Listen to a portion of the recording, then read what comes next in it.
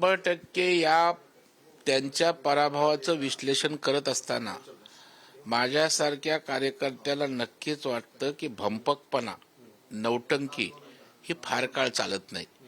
या जगामध्ये सारे चोर आहेत, फक्त केजरीवाल त्या ठिकाणी साव आहे. अशा प्रकारचं स्वतःची प्रतिमा निर्माण करण्याचा प्रयत्न त्या ठिकाणी झाला.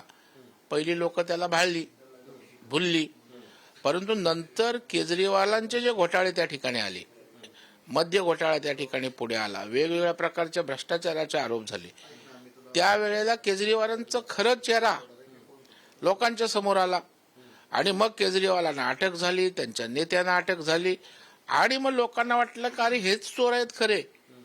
लोकांना त्या ठिकाणी भ्रष्टाचारी म्हणत असताना यांनी घोटाळे त्या ठिकाणी मोठ्या प्रमाणावर केलेत आणि त्याच्यामुळे त्यांची प्रतिमा जी खोटी उभी केली होती ती त्या ठिकाणी पडली आणि त्याचं प्रत्यंतर आपल्याला त्यांच्या पराभवामध्ये त्या ठिकाणी दिसलं. आणि त्याच्यामुळे हा बंपकपणा जो होता तो लोकांनी त्या ठिकाणी त्यांचा भोपळा त्या ठिकाणी तो फोडलेला आहे.